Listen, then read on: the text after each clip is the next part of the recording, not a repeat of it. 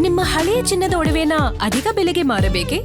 ಆಟಿಕಾಗೆ ಕಾಲ್ ಮಾಡಿ 8880 Attica gold company.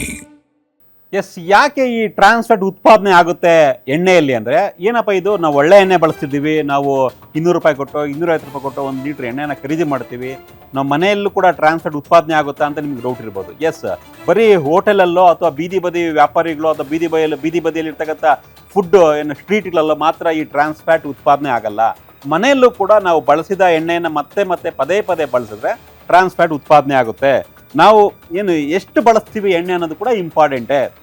ಒಬ್ಬ ಮನುಷ್ಯ ದಿನಕ್ಕೆ 1 ಸ್ಪೂನು 2 ಸ್ಪೂನ್ ಮಾತ್ರ ಎಣ್ಣೆಯನ್ನು ಬಳಸ್ಬೋದು. ಅದಕ್ಕಿಂತ ಜಾಸ್ತಿ ಬಳಸಿದ್ರೆ ಟ್ರಾನ್ಸ್ ಫ್ಯಾಟ್ ಏನಿದೆ ಜಾಸ್ತಿ ಆಗುತ್ತೆ. ಅದ್ರ ಜೊತೆಗೆ ಹೈಡ್ರೋಜನೇಟೆಡ್ ಆಯಿಲ್ ಕೂಡ ಈ ಒಂದು ಟ್ರಾನ್ಸ್ ಫ್ಯಾಟ್ ನಿಂದ ಉತ್ಪಾದನೆ ಆಗುತ್ತೆ.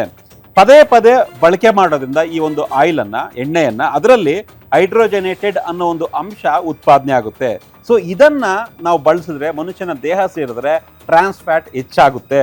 ಆಯಿಲ್ ಹೆಚ್ಚು ಪದೇ ಕಾಯಿಸಿದಾಗ ಅದನ್ನು ನಾವು ಆಹಾರ ಪದಾರ್ಥಗಳಿಗೆ ಬಳಕೆ ಮಾಡಿದಾಗ ನಮ್ಮ ಹೆಲ್ತ್ ಹಾಳಾಗುತ್ತೆ, ದೇಹಕ್ಕೆ ದೊಡ್ಡ ಮಟ್ಟದ ಹಾನಿಕಾರಕ. ಅದು ಹೃದಯಕ್ಕೆ ಸಂಬಂಧಪಟ್ಟಂಥ ಕಾಯಿಲೆಗಳಾಗಿ ಕನ್ವರ್ಟ್ ಮಾಡ್ಬೋದು, ಜೊತೆಗೆ ಫ್ಯಾಟಿ ಲಿವರ್ ಆಗ್ಬೋದು, ಅಥವಾ ಕ್ಯಾನ್ಸರ್ ಕಾರಕ ಅಂಶಗಳನ್ನು ಪ್ರೊಡ್ಯೂಸ್ ಮಾಡ್ಬೋದು ನಮ್ಮ ಬಾಡಿಯಲ್ಲಿ.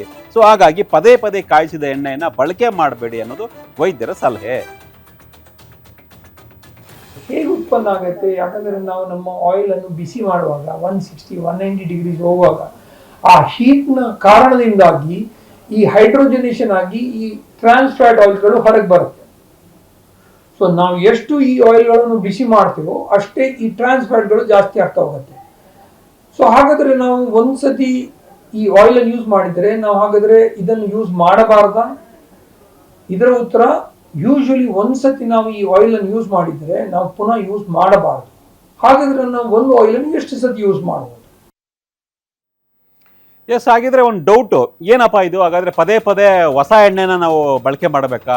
ಒಮ್ಮೆ ಎಣ್ಣೆಯನ್ನು ನಾವು ಕಾಯಿಸಿದರೆ ಎಷ್ಟು ಬಾರಿ ಯೂಸ್ ಮಾಡ್ಬೋದು ಬಳಸಿದ ಎಣ್ಣೆಯನ್ನು ಅನ್ನೋ ಒಂದು ಡೌಟ್ ಇರ್ಬೋದು. ಅದಕ್ಕೆ ವೈದ್ಯರು ಹೇಳ್ತಕ್ಕಂಥದ್ದು 2-3 ಬಾರಿ, ಮ್ಯಾಕ್ಸಿಮಮ್ 3 ಬಾರಿ ಮಾತ್ರ ನೀವು ಹೊಸ ಎಣ್ಣೆ ಅಂದರೆ ಹೊಸ ಪಾಕೆಟಿಂದ ಎಣ್ಣೆ ಹಾಕಿದಾಗ ಬಾಣಲಿಗೆ ನೀವು ಅಡುಗೆ ಮಾಡಬೇಕಾದ್ರೆ ಅದನ್ನು ಮ್ಯಾಕ್ಸಿಮಮ್ 3 ಸಲ ಮಾತ್ರ ಆ ಎಣ್ಣೆಯನ್ನು ಬಳಕೆ ಮಾಡ್ಬೋದು ಮನೆಯಲ್ಲಾದರೆ.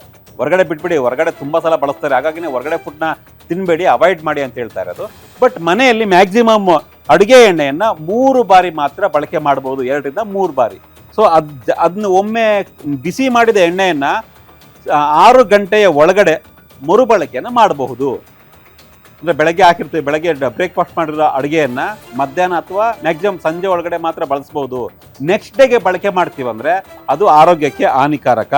ಅದಾದ್ಮೇಲೆ ಬಳಸಿದ್ರೆ ನಮ್ಮ ದೇಹದ ಮೇಲೆ, ನಮ್ಮ ಆರೋಗ್ಯದ ಮೇಲೆ ಅತ್ಯಂತ ಕೆಟ್ಟ ಪರಿಣಾಮವನ್ನು ಆ ಎಣ್ಣೆ ಬೀರುತ್ತೆ. ಹೀಗಾಗಿ ಪದೇ ಅದೇ ಎಣ್ಣೆಯನ್ನು ಬಳಸಬೇಡಿ. 2 ದಿನ ಆದಮೇಲೆ, 1 ವಾರ ಆದಮೇಲೆ ಆ ಎಣ್ಣೆಯನ್ನು ಬಳಕೆ ಮಾಡೋದನ್ನ ಕಡಿಮೆ ಮಾಡಿ ಬಳಸಲೇಬೇಡಿ ಅನ್ನೋದು ವೈದ್ಯರ ಒಂದು ಸಲಹೆ. ಜೊತೆಗೆ ಈ ರಕ್ತಕೋಶಗಳ ಒಳಗೆ ಈ ಎಣ್ಣೆ ಪ್ರವೇಶ ಮಾಡೋದ್ರಿಂದ ನಮ್ಮ ದೇಹದಲ್ಲಿ ಕಾಯಿಲೆಗಳಿಗೆ ಒಂದು ರೀತಿ ಅವಕಾಶ ಮಾಡಿಕೊಟ್ಟಂತೆ, ದಾರಿ ಮಾಡಿಕೊಟ್ಟಂತಾಗುತ್ತೆ. ಈ ನಾನು ಆಗಲೇ ಆರಂಭದಲ್ಲಿ ಹೇಳಿದೆ, ಫ್ಯಾಟಿ ಲಿವರ್ಗೆ ದೊಡ್ಡ ಮಟ್ಟದ ಅವಕಾಶ ಮಾಡಿಕೊಟ್ಟಂತಾಗುತ್ತೆ. ಈ ರೀತಿಯ ಎಣ್ಣೆ ಬಳಕೆಯಿಂದ ಹೃದಯ ಸಂಬಂಧಿ ಕಾಯಿಲೆಗಳು ಜಾಸ್ತಿ ಆಗುತ್ತೆ, ರಕ್ತನಾಳಗಳಿಗೆ ರಕ್ತ ಚಲನೆ ಕಡಿಮೆ ಆಗುತ್ತೆ, ಈ ಒಂದು ಫ್ಯಾಟ್ ಜಾಸ್ತಿ ಆಗುತ್ತೆ, ಜೊತೆಗೆ ಕ್ಯಾನ್ಸರ್ ಕಾರಕ ಕೂಡ ಆಗಬಹುದು ಅನ್ನೋದು ವೈದ್ಯರ ಮಾತುಗಳು. ನಮ್ಮ ಇನ್ಸುಲಿನ್ ರೆಸಿಸ್ಟೆನ್ಸ್ ಜಾಸ್ತಿ ಮಾಡುತ್ತೆ.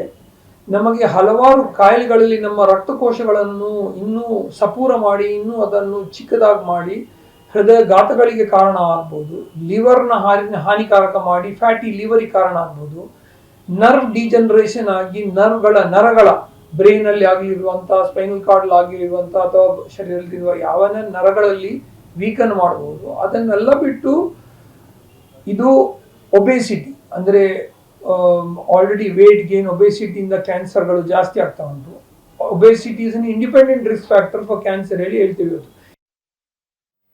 ಎಸ್, ಇನ್ನೂ ಮುಂದುವರೆದು ಕೆಲವೊಂದಿಷ್ಟು ಬೇರೆ ಮಾಹಿತಿಯನ್ನು ವೈದ್ಯರು ಹಂಚ್ಕೊಂಡಿದ್ದಾರೆ.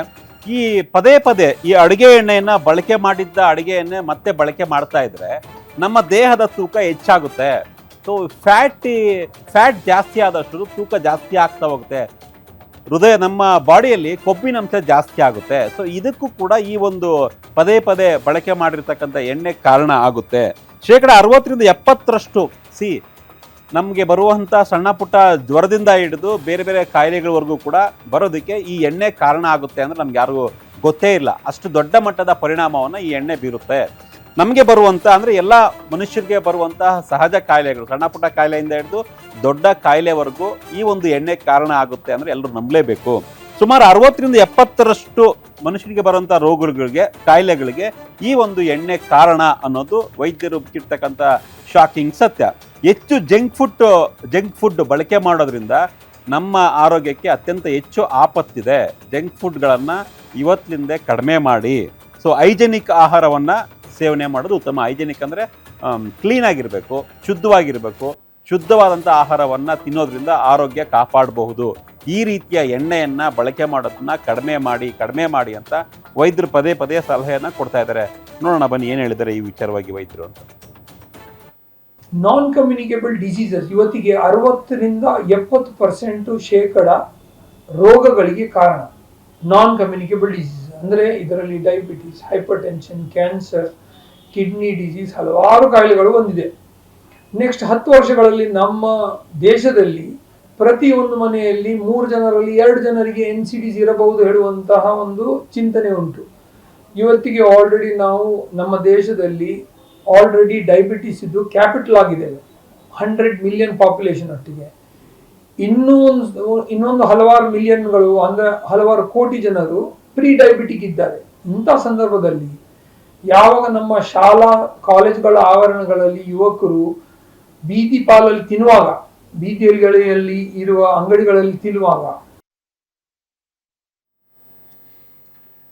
ಸಹಜವಾಗಿಯೇ ನಾವು ಈಗೇನು ರಿಫೈನ್ಡ್ ಆಯಿಲ್ ಬಳಸ್ತೀವಿ, ಬೇರೆ ಬೇರೆ ಕಂಪ್ನಿ ಇರ್ಬೋದು, ಬಟ್ ರಿಫೈನ್ಡ್ ಆಯಿಲು ಅದು ಬೇರೆ ಏನು ಸನ್ಫ್ಲವರ್ ಆಯಿಲ್ ಇರ್ಬೋದು ಅಥವಾ ಶೇಂಗಾ ಆಯಿಲ್ ಇರ್ಬೋದು, ಈ ರೀತಿಯ ರಿಫೈನ್ಡ್ ಆಯಿಲನ್ನು ಬಳಸ್ತೀವಿ. ಆ ರಿಫೈನ್ಡ್ ಆಯಿಲ್ ಬಳಕೆ ಕೂಡ ಹೊಸ ಪ್ಯಾಕೆಟಲ್ಲಿ ಬಳಕೆ ಮಾಡುವಂಥ ಎಣ್ಣೆ ಕೂಡ ಡೇಂಜರು ಅಂತ ಒಂದು ಮಾತಿದೆ, ಅಧ್ಯಯನ ಕೂಡ ಹೇಳುತ್ತೆ. ಈ ಬಗ್ಗೆ WHO ಕೆಲವೊಂದಿಷ್ಟು ಶಿಫಾರಸುಗಳನ್ನು ಮಾಡಿದೆ. ಸೊ ಅಡುಗೆಗೆ ಎಷ್ಟು ಪ್ರಮಾಣದ ಎಣ್ಣೆಯನ್ನು ಬಳಸಬೇಕು, ಒಬ್ಬ ಮನುಷ್ಯ ಎಷ್ಟು ಎಣ್ಣೆಯನ್ನು ಬಳಸಿದ್ರೆ ಅವನ ಆರೋಗ್ಯ ಉತ್ತಮವಾಗಿರುತ್ತೆ, ಎಣ್ಣೆ ಬಳಸದೇ ಇದ್ರೂ ಇನ್ನೂ ಅದ್ಭುತವಾಗಿರುತ್ತೆ ಅನ್ನೋ ಒಂದು ಕೆಲವೊಂದಿಷ್ಟು ಶಿಫಾರಸನ್ನು WHO ಮಾಡಿದೆ.